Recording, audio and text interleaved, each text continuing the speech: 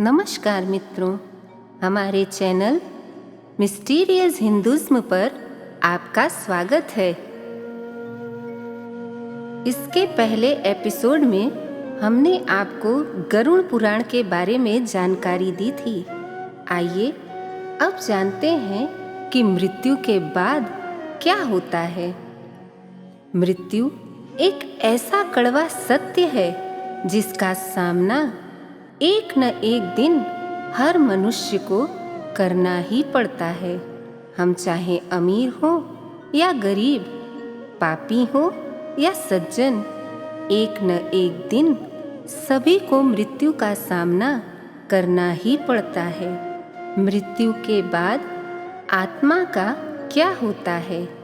हमें स्वर्ग की प्राप्ति होगी या नरक की ज्वाला में जलना पड़ेगा?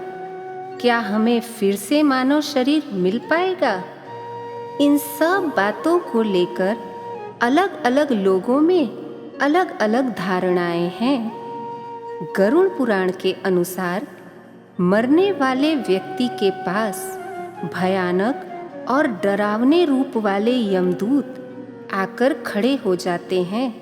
उनके भयानक रूप को देखकर मरने वाला व्यक्ति भयभीत हो जाता है।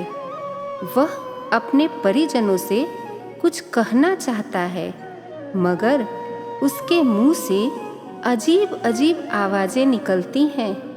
वह स्पष्ट रूप से कुछ भी नहीं बोल पाता और अंत में वह जीवित प्राणी इतना भयभीत हो जाता है कि उसकी आत्मा शरीर का त्याग कर बाहर निकल जाती है।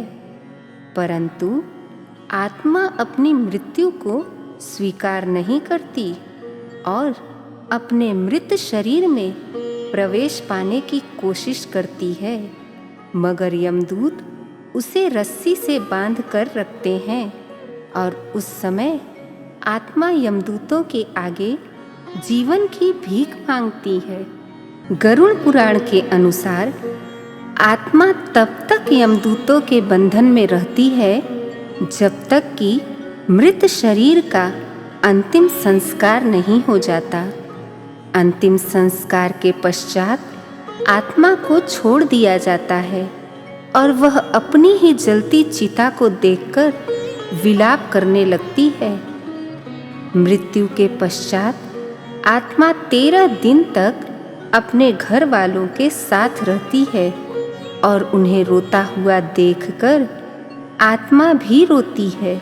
जिस व्यक्ति ने मृत शरीर को अग्नि दी होती है, आत्मा उसे परेशान करने का प्रयास भी करती है और यह पूछती है कि उसने उसके शरीर को क्यों जला दिया।